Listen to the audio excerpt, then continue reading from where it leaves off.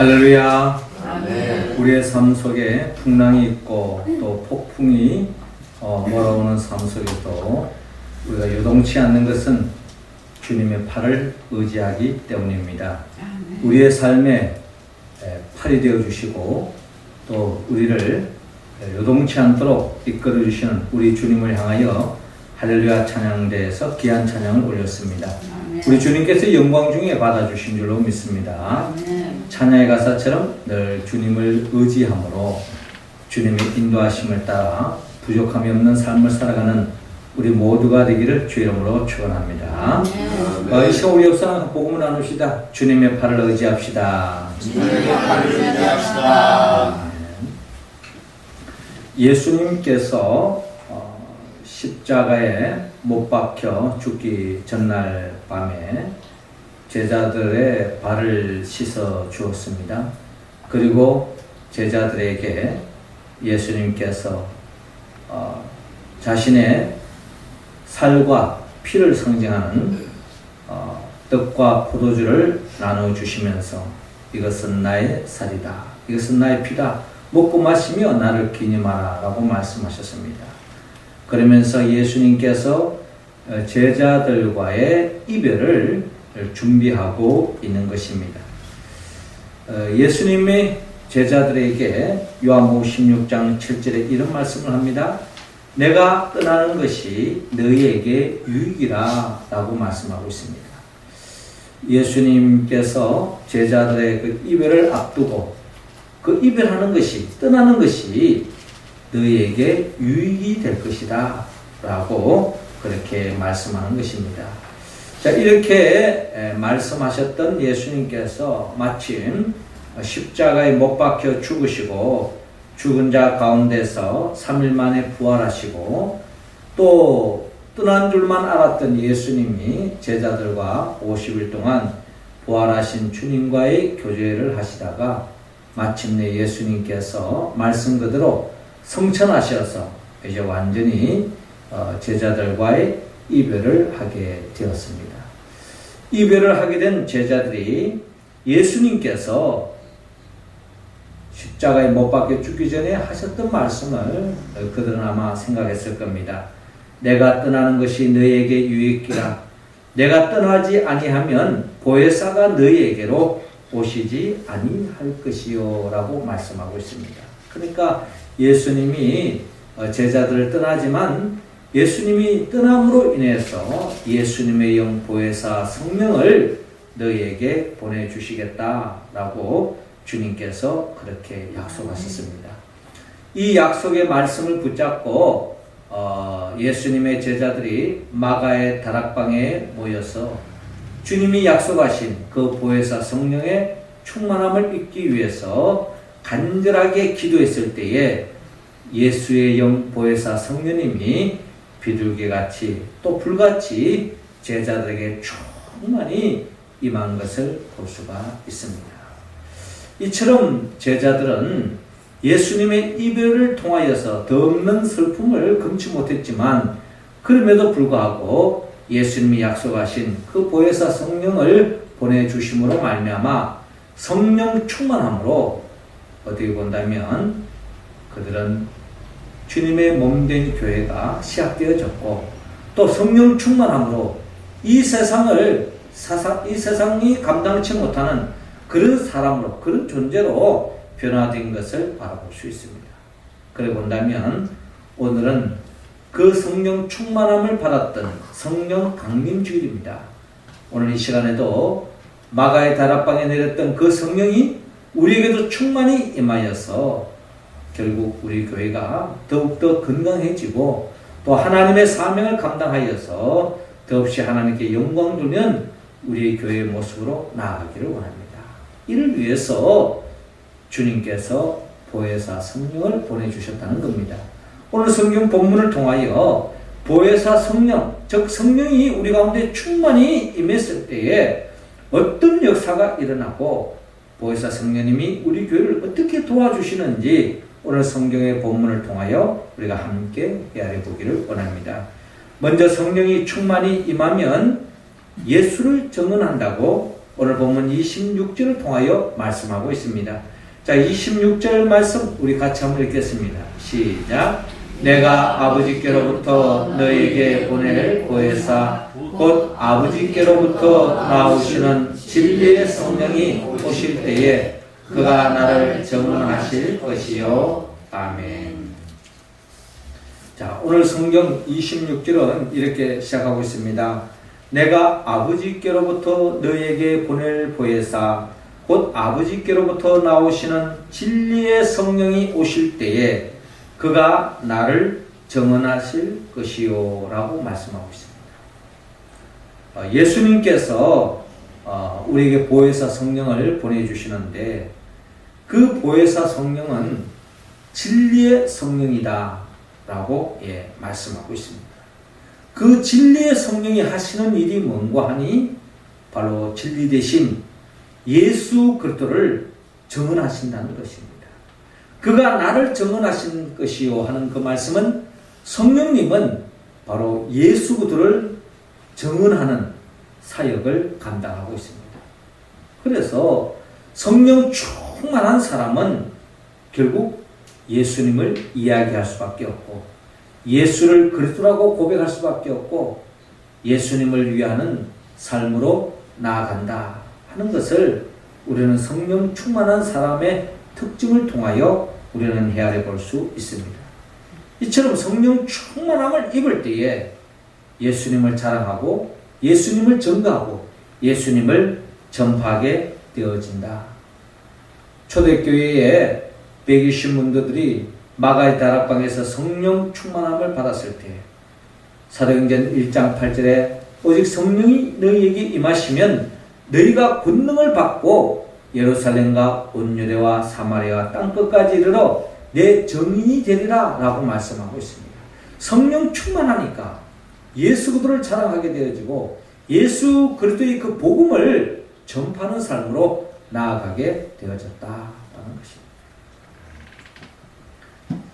우리 한국의 초대 교회에 성령 충만함을 입었던 최봉석 목사님이 계십니다. 이분의 이름은 최근능 목사님이다 이렇게 많이 불렸어요. 본명은 최봉석 목사님입니다. 그런데 그 목사님은 최근능 목사님이다. 왜 그러냐? 그분은 성령 충만함을 받아서 하나님의 권능을 드러내는 그런 삶을 사역을 감당하셨기 때문에 그 최봉석 목사님을 최근능 목사님이라 그렇게 부르게 되었습니다. 특별히 이 최근능 목사님의 삶을 듣다 보면 이 목사님은 늘 다니면서 복음을 전파하는데 그 복음은 우리가 뭐 잘 아는 것처럼 예수 천당 이 네 글자로 간단하게 설명하는 겁니다. 예수 천당. 예수를 믿으면 천국 갈 수 있다라고 복음을 전파하는 것입니다. 그래서 지나가는 사람들마다 다 예수 천당 하면서 복음을 전당하는데 하루는 일본 순사가 다가오는 것입니다. 일본 순사에게도 복음을 전도해야 되겠다 싶어서 일본 순사를 향하여 예수 천당 하면서 소리를 높이 질렀습니다. 그랬더니 일본 순사가 말을 타고 가까이 오는데 이 최근령 목사님이 예수 천당하고 외치니까 말이 깜짝 놀래가지고 말이 그냥 놀래서 솟구쳤습니다. 그 순간에 일본 순사가 말에서 떨어지고 말았어요. 그래서 이 일본 순사가 약이 올라가지고 이 최근령 목사님을 향하여 내리쳤습니다. 그런데 내리칠 때마다 이 최근령 목사님은 계속 예수 천당 하고 3개 때리면 더 크게 소리를 지르는 겁니다. 하도 기가 막혀서 일본 순사가 결국 이 최근령 목사님을 조용히 물었습니다. 말을 할 줄 모르느냐고, 하는 마다 전부 다 예수 천당 소리만 지르냐고. 그랬더니 이 최근령 목사님이 저는 제 안에는 예수가 충만하게 채워졌기 때문에 저를 때리면 때릴수록 찌르면 찌를수록 예수밖에 나오는 게 없습니다 하고 그렇게 이야기했다는 것입니다. 그렇습니다. 우리가 성령의 충만을 받았을 때에 나타나는 역사는 바로 예수 그리스도를 전가하게 되어진다는 것입니다. 누가 위대한 인생이냐? 결국 예수 그리스도를 드러내는 인생이 가장 위대한 인생이다 라고 성경은 말씀하고 있습니다. 누구의 기도가 위대한 기도인가? 예수 그리스도의 이름으로 기도하는 기도가 위대한 기도다. 어떤 찬송이 가장 아름다운 찬송인가? 예수님을 찬양하는 찬송이 가장 아름다운 찬송이라는 겁니다. 어떤 설교가 가장 은혜로운 설교인가? 예수님의 이야기로 가득한 설교가 가장 은혜로운 설교다라는 것입니다. 어떤 교회가 가장 좋은 교회냐? 예수님을 높이고 예수님을 찬양하고 예수님의 이름으로 기도하고 예수님의 이름으로 서로 사랑하는 공동체, 그 교회가 가장 하나님이 기뻐하는 교회요 성령 충만한 교회의 특징이라는 것입니다. 우리 모두는 이 마가의 다락방에 성령 충만함을 받음으로 초대교회가 시작되었던 것처럼 우리 교회도 성령 충만함을 입어서 하나님이 가장 기뻐하는 교회를 세움으로 하나님 앞에 영광 돌리고 또 하나님이 예비놓으신 충만한 복을 받아 누리는 우리 교회 성도들의 가정들 다 되시기를 주의 이름으로 축원합니다. 이어서 성령 충만함을 받았을 때 성령이 또 하시는 일은 세상을 책망한다고 오늘 본문 8절은 말씀하고 있습니다. 자, 8절 말씀 우리 할렐루야 찬양대원들 읽어주시기 바랍니다. 시작. 그가 와서 죄에 대하여 의에 대하여 심판에 대하여 세상을 책망하시리라. 아멘. 자, 이어지는 본문 4절 이하를 보면 오직 너희에게 이 말을 한 것은 너희로 그때를 당하면 내가 너희에게 말한 이것을 기억나게 하려 함이요 처음부터 이 말을 하지 아니한 것은 내가 너희와 함께 있었습니다. 지금 내가 나를 보내신 이에게로 가는데 너희 중에 나더러 어디로 가는지 묻는 자가 없고 도리어 내가 이 말을 함으로 너희 마음에 근심이 가득하였도다. 자꾸 예수님이 자꾸 떠나신다고 하니까 제자들의 마음속에 근심 걱정이 자리 잡는 것입니다. 그런데 근심 걱정에 빠져있는 이들을 향하여 주님께서 말씀합니다. 7절에 그러나 내가 너희에게 실상을 말하노니 내가 떠나가는 것이 너희에게 유익이라. 내가 떠나가지 아니하면 보혜사가 너희에게로 오시지 아니할 것이요 가면 내가 그를 너희에게로 보내리니 라고 말씀하고 있습니다. 예수님이 떠나는 것이 유익이라는 겁니다. 예수님이 떠나는 것이 우리에게 복이라는 것입니다. 예수님이 떠나야 진정한 축복이 임한다는 겁니다. 그 축복의 내용이 뭐냐? 그것이 바로 보혜사 성령을 예수님께서 우리에게 보내주신다는 것입니다. 그러면서 8절에 그 성령님이 하시는 일이 뭐냐? 그가 와서 죄에 대하여 의에 대하여 심판에 대하여 세상을 책망하시리라 라고 말씀하고 있습니다. 성령이 하시는 일이 뭐냐? 세상을 책망하신다는 것입니다. 세상을 꾸짖는다는 것입니다. 뿐만 아니라 세상 사람들이 잘못된 것을, 잘못 알고 있는 것을 바르게 일깨워주는 것, 이것이 바로 성령님이 하시는 귀한 사역이라는 것을 우리에게 밝히고 있습니다. 그러면 성령님이 무엇을 밝혀주느냐? 무엇으로 세상을 책망하느냐? 이 세상 사람들이 잘못된 길을 걸어가고 있기 때문에, 잘못된 생각을 가지고 있기 때문에 성령이 책망하신다는 것입니다. 먼저 9절에 죄에 대하여라 하면 그들이 나를 믿지 아니하며 라고 말씀하고 있습니다. 무엇이 죄냐? 무엇이 죄냐? 이 세상 사람들은 죄가 무엇인지 모르고 있더라는 겁니다. 성령님이 말하시는 가장 큰 죄는 뭐냐? 그것이 바로 예수 그들을 믿지 않는 것. 이것이 바로 성경이 말하는 가장 큰 죄라는 겁니다. 우리가 윤리 도덕적으로 여러 가지 죄에 대해서 이야기할 수 있지만 하나님이 가장 싫어하는 죄는 바로 예수를 믿지 않는 것, 예수님에 대한 불신앙, 이것이 성경적으로 가장 큰 죄예요. 그래서 우리가 생각하기에 죄를 짓는 사람은 반드시 하나님의 벌과 심판이 따라온다는 것입니다. 그런데 성경은 분명히 이야기합니다. 어떤 죄를 지었다 할지라도 주님의 보혈의 피를 의지하고 나아가면 용서함을 받을 수 있습니다. 그런데 예수를 믿지 않은 사람은 심판의 대상이 될 수밖에 없고 지옥의 형벌을 받을 수밖에 없는 거예요. 그러므로 우리는 이 죄에 대해서 무엇이 가장 하나님이 싫어하는 죄고 심판이 가장 불행해질 수밖에 없는 죄냐? 예수를 믿지 않는 것이 가장 큰 죄라는 겁니다. 그런데 그 성령 충만한 사람은 예수를 그리스도라고 고백하고 예수를 잘 믿는다는 것입니다. 그리고 이 성령 충만한 사람은 예수를 믿지 않는 사람을 정죄하기보다는 예수를 믿도록 예수들을 증거하는 삶으로 나아간다는 겁니다. 예수 믿지 않는다고 정죄하고 심판하는 것이 아니라 그들이 예수를 믿도록, 그렇게 예수를 믿도록 하다 보면은 내가 핍박을 당하고 내가 고난을 당할 수가 있어요. 예수 믿지 않는 사람 보고 예수 믿으라 하면은 다 박수만 칩니까? 고맙다고 이야기합니까? 심지어 예수 믿는 사람을 더 핍박하고 더 고통으로 심지어 고난의 길로 몰아가는 것입니다. 그러나 성령 충만한 사람은 예수 믿지 않는 것이 가장 불행이기 때문에, 가장 큰 하나님의 큰 죄이기 때문에 예수 믿도록 하기 위해서 계속 예수를 증거한다는 것입니다. 또한 성령님이 또 하시는 일은 뭐냐? 10절에 의에 대하여라 하면 내가 아버지께로 가니 너희가 다시 나를 보지 못하며 라고 말합니다.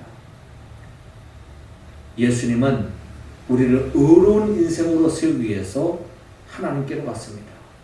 하나님께 어떻게 갔습니까? 우리의 죄를 대신 짊어지고 십자가에 못 박혀 죽었습니다. 그리고 죽은 자 가운데 3일 만에 부활하셨어요. 부활하시고 성천하셔서 하나님 보좌 우편으로 가셨습니다. 예수님이 왜 십자가를 지시고 왜 부활하셨습니까? 우리를 의로운 삶으로, 거듭난 인생으로 세워주기 위해서 예수님께로 십자가를 지고 부활하시고 성천하셔서 하나님께로 가셨다는 겁니다. 그러기에 누가 의로운 인생이 될 수 있느냐? 예수 그들을 믿는 자만이 어려워질 수 있다라고 그렇게 성경은 말씀하고 있습니다. 우리가 아무리 도덕적으로 훌륭한 삶을 사고 세상 사람들이 존경할 만한 위대한 업적을 남겼다 할지라도, 그러나 하나님은 그런 사람을 어렵다 하지 않는다는 것입니다. 누가 하나님 앞에 어려운 인생이 될 수 있느냐? 누가 하나님 앞에 쓰임받을 수 있고 누가 하나님 앞에 칭찬받고 하나님이 예비하신 축복을 받을 수 있느냐? 예수 그들을 믿는 자가 하나님 앞에 어렵다라고 칭함을 받을 수 있다는 것입니다. 뿐만 아니라 심판에 대하여라 하면 이 세상 임금이 심판을 받았습니다 라고 말씀하고 있습니다. 그러니까 성령님이 오시면 누가 정말 승리자이고 누가 패배자인 것을 일깨워 주신다는 겁니다. 우리가 생각하기에 예수님이 십자가에 못 박혀 죽었으니까 예수님이 마귀에게 패한 것이 아닌가 라고 현상적으로 그렇게 인식할 수 있다는 것입니다. 그러나 성령님은 우리에게 분명히 이야기합니다. 예수님이 십자가에 못 박혀 죽음으로 예수님이 패배한 것이 아니라 예수님이 승리하셨다. 마귀의 권세를 멸절하셨다. 그렇습니다. 성경은 분명히 예수님의 십자가를 통하여 마귀의 권세와의 싸움가에서 예수님이 승리하셨다고, 그 승리의 증거가 바로 죽은 자 가운데 3일 만에 부활하심을 통하여 증거하고 있다고 성령은 우리에게 성경을 통하여 일깨워주고 있다는 것입니다. 그렇기 때문에 세상 사람들은 예수님의 그 십자가를 통하여 예수님이 패배했다고 이야기하는데, 성령 충만하면 예수님이 승리하셨구나 하는 것을 깨닫게 되어지고 고백하게 되어진다는 것입니다. 그러므로 마귀가 더 이상 우리를 손대지 못합니다. 물론 지금도 마귀가 지금도 우리를 위협하고 우리를 고난으로, 고통으로 몰아가고 있지만 결국 여러분 이미 마귀는 십자가에서 끝난 거예요. 이미 마귀는 졌지만 아직 지지 않았다. 이제 이런 말로 표현할 수 있는데 그 말은 뭐냐? 예수님이 재림하여 오실 때 완전히 마귀는 도말되어진다는 것입니다. 그렇기 때문에 우리는 그것을 믿습니다. 무엇을 믿느냐? 예수 그들을 믿는 그 순간에 더 이상 마귀가 우리를 손대지 못한다는 것. 마귀가 더 이상 우리 교회 공동체를 넘어뜨리지 못한다는 것. 마귀가 더 이상 우리 가정을 위협하지 못한다는 것. 우리가 예수 그들만 믿으면 예수가 마귀와의 싸움에 승리했던 것처럼 저와 여러분들의 삶을 승리의 길로 이끌어 주신 줄로 여러분 믿으시기 바랍니다. 네. 성령 충만할 때 이 믿음 위에 굳게 선다는 것입니다. 결국 다윗이 골리앗과의 싸움에서 승리했던 거죠. 모든 사람들은 골리앗 앞에 사시나무 떨듯이 덜덜 떨었지만 다윗은 하나님이 나와 함께 하시면 골리앗과의 싸움에 승리할 수 있다 하는 그 믿음으로 대적에 나갔을 때에 결국 다윗이 골리앗을 넘어뜨리고 승리할 수 있었던 것처럼 우리 모두가 성령 충만함을 입을 때에 죄에 대하여, 의에 대하여, 심판에 대하여 세상을 책망할 수 있고 우리 모두가 승리의 삶을 살아갈 수 있다라고 증거해 주신다는 것입니다. 그러므로 우리 모두가 성령 충만함을 입어서 이 세상에 어떠한 영적 싸움에도 승리하는 저와 여러분들이 되기를 원합니다.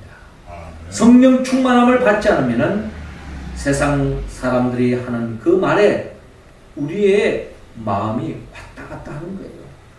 세상 사람들의 말은 결국 우리가 극복해야 할 대상이라는 것입니다. 중요한 것은 성령님께서 우리에게 뭐라고 말씀하시는가? 성령님께서 우리를 바른 길로 나아가도록 역사해 주신다는 것입니다. 성령 충만함으로 이 세상에 헛된 미혹의 말에 넘어가지 마시고 결국 우리 모두가 승리하여서 하나님 앞에 영광 돌리는 우리 교회가 되기를 주의 이름으로 축원합니다. 마지막 세 번째로 성령 충만하면 우리를 진리로 인도해 주십니다. 13절 말씀 우리 같이 읽겠습니다. 시작. 그러나 진리의 성령이 오시면 그가 너희를 모든 진리 가운데로 인도하시리니 그가 스스로 말하지 않고 오직 들을 것을 말하며 장래일을 너희에게 알리시리라. 아멘. 그렇습니다. 오늘 보면 13절에 그러나 진리의 성령이 오시면 그가 너희를 모든 진리 가운데로 인도하시리니 그가 스스로 말하지 않고 오직 들은 것을 말하며 장래일을 너희에게 알리시리라 라고 말씀하고 있습니다. 그러니까 예수님이 보내주시는 그 성령이 충만하고 그 성령님의 이끌림을 받았을 때에 우리는 진리의 길로 나아갈 수 있다라는 것입니다. 진리의 길.